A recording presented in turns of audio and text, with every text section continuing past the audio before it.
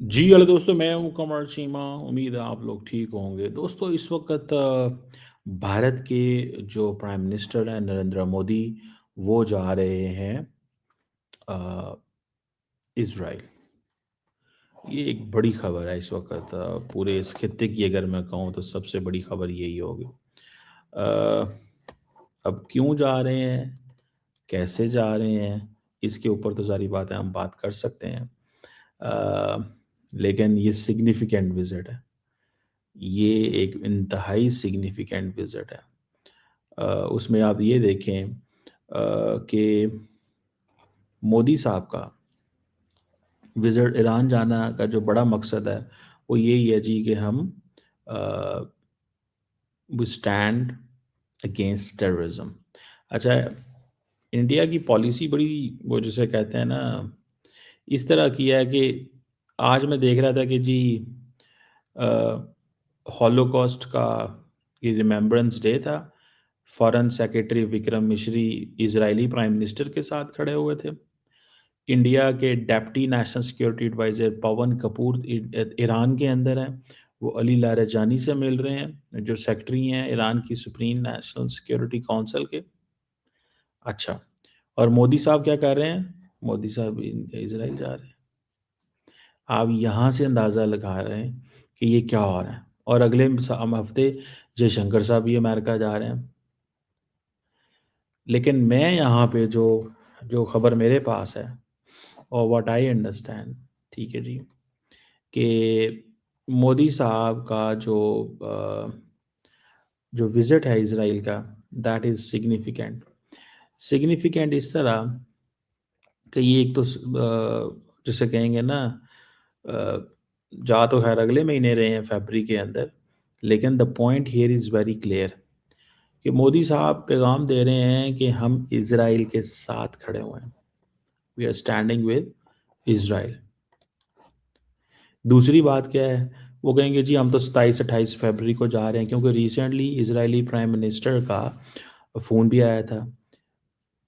The main purpose is कि strategic cooperation को enhance करना है। अच्छा, इस वक़्त ख़तरा क्या है कि अमेरिकन फ़ौजें जो हैं, वो इस वक़्त किधर हैं?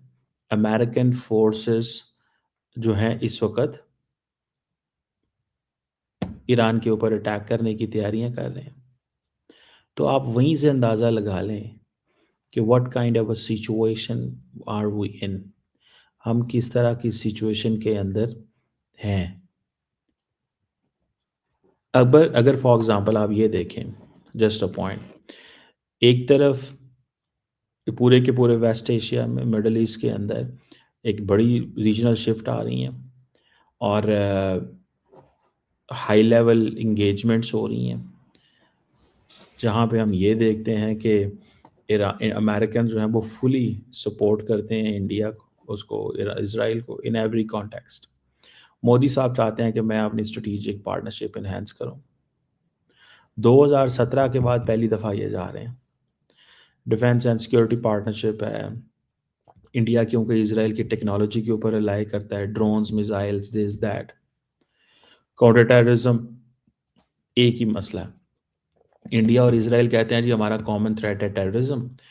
इंडिया कहता है जी जिस तरह इसराइल को हमास से खतरा है, हमें जो है वो लश्कर तैयबा और बाकियों से खतरा है। दूसरी तरफ अगर आप देखें तो इंडिया जो है in defence and security cooperation के अंदर बहुत सारी चीज़ें करता है। मिसाल के तौर पे इंडिया किराए पे ड्रोन्स भी ले लेता है इसराइल से। अभी तो नहीं, लेकिन जब it was height of India China tensions तो ले लिए थे। दूसरी तरफ देखें, टेक्नोलॉजी में, साइबर सिक्योरिटी में, एग्रीकल्चर में, इन एरियाज़ में भी कोऑपरेशन है। अगर आपको याद हो कि I2U2 की जब बात चल रही थी, जिसमें India, America, Israel and United Arab Emirates जो थे, तो ये बात हुई थी कि ये Israel and UAE will invest in the Indian water management and agriculture programs. Free trade agreement जो है वो ऑलरेडी एडवांस स्टेज पे है सिंस 2025। अच्छा, अब ये चीज़ें तो जो है वो आपको नज़र आ गई कि ये that is how it is going to, this is how it is going to be. ये चीज़ें जो हैं वो किस तरह चलेंगी। या फिर दूसरी तरफ देखें, अ, इसराइल के अंदर इस वक्त कुछ जाना नहीं चाहता। स्वाय अमेरिकन लीडरशिप के किसी ने भी इसराइल का कभी दौरा अभी रिसेंटली नहीं किया। स्वाय अमेरिकन लीडरशिप के किसी ने भी इसराइल का दौरा नहीं किया। समझ रहे हैं सर? लेकिन इंडिया कर रहा है। सो इससे भी आपको पता चलता है कि इंडियंस बेसिकली सिग्नलिंग करते हैं कि जनाब देखें, हमारे इसराइल के साथ वैसे ही ताल्लुकात अच्छे हैं जैसे अमेरिका के साथ अच्छे हैं। हम अमेरिका और इसराइल की जो अप्रोच वेस्ट एशिया में उसको सपोर्ट करते हैं, लेकिन जब इंडिया ईरान के पास जाता है तो कहता है हम आपके साथ, हम आपके पार्टनर हैं, हम तो चाहते हैं चाह बाहर चले। ठीक है, असल में ईरान से वो अपनी सप्लाई चेन लेना चाहते हैं, ऑयल लेना चाहते हैं, लेकिन वो अब अमेरिकन सैंक्शंस के नीचे आ गए हैं, कुछ कर नहीं पाएंगे। और उनको पता है कि इसराइल से जो कोऑपरेशन है ये मैसेजिंग देने के लिए कि हम दहशतगर्दी से हम भी मुतासर हैं, इसराइल भी मुतासर है, और अमेरिका को बताना कि देखें इसराइल जो है ना, जैसे वो हमास का जैसे उसको मसला है ना, ऐसे ही हमारे लिए लश्कर तैयबा का मसला। समझ रहे हैं? एंड देन फिर वो सारा security technology and all this, फिर ये है कि एक तरफ वो मुस्लिम दुनिया के साथ भी इनको था। तो that is interesting. India play करता है चीज़ों को, बड़े इंटरेस्टिंग तरीके से प्ले करता है। और अब वो कहते हैं जी कि जो क्रिटिकल सिस्टम्स हैं, missiles, drone, surveillance, air defence platforms, ये सारा कुछ जो है वो दे वांट इट कि ये होना चाहिए। अब इस सेंस में मुझे जो चीज़ नज़र आ रही है, व्हाट आई अंडरस्टैंड, ठीक है, and what I do realise कि इंडिया की ये जो विजिट है इसकी एक स्ट्रेटेजिक सिग्निफिकेंस है। देखिए, India wants to give a message to the United States and to the American decision making apparatus कि हम आपके ब्लॉक के हैं, हमें इस तरह टाइट ना करें। हम आपके ब्लॉक के हैं, हम जिस तरह हमारा इसराइल के साथ करीबी ताल्लुक़ है, हमें अपने ब्लॉक का समझें। लेकिन प्रॉब्लम ये भी है कि जितना ज़्यादा इंडिया ऑटोनॉमी की बात करता है, the Americans don't like it. Americans want to see India as an ally. India कहता है मैं आपका एलाय नहीं हूँ, मैं आपका दोस्त नहीं हूँ। ये चीज़ें जो है ना, वहाँ पे उनको ये लगता है कि ये वन वे दोस्ती है। They do consider that this is a one way friendship. ये इंडियंस को कहते हैं वो कि ये वन वे फ्रेंडशिप है। इंडिया कहता है नहीं, मैं ऐसे ही ताल्लुक, दोस्तियाँ, चीज़ें रखता हूँ, मैं इससे ज़्यादा नहीं करता, और ये मैं नहीं, this is, I don't want to do more than this.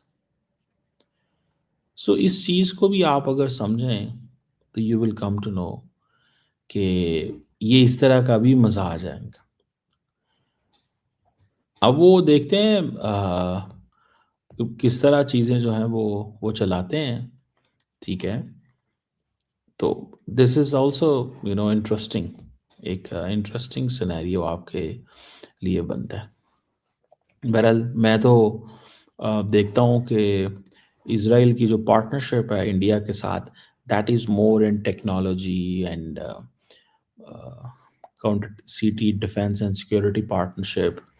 और लेकिन लार्जली शायद one of the purpose of this visit is to give message to the American decision making apparatus, जिसमें इसराइल लॉबी अमेरिका के अंदर बहुत influence करती है।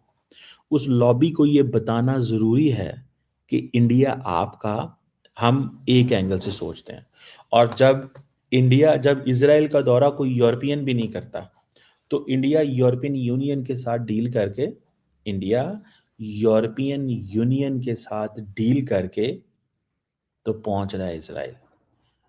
तो बेसिकली मुझे ये लगता है, and then at the same time Israel ये भी तो मैसेज दे रहा है, इंडिया ये भी तो मैसेज दे रहा है कि whatever Israel has done to Iran, and whatever Israel's designs are in the West Asia, हम इसको सपोर्ट करते हैं, because in reality India wants to get a support from Israel on the IMEC. जो strategic objectives हैं कि India Middle East Europe economic corridor, जो India Middle East Europe corridor है, उसमें चीज़ों को देखना, वो समझते हैं कि ये अगर आप इसको India Middle East Europe economic corridor में अगर इसराइल हमारे साथ रहता है, हाइफा पोर्ट और ये सारी चीज़ें जो हैं दे आर विद अस, तो हम तो मतलब बल्ले बल्ले हो जाएगी, हमारी हमारी बल्ले बल्ले हो जाएगी। ये उसको इस एंगल से देखते हैं।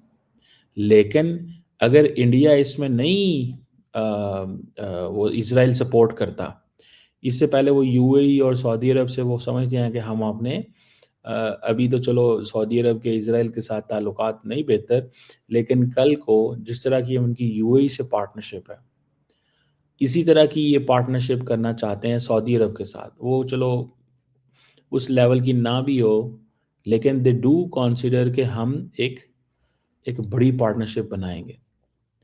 अच्छा, ये मैंने एक मैप है, दिखाता हूँ आपको, if I can show you. ये मैप बेसिकली,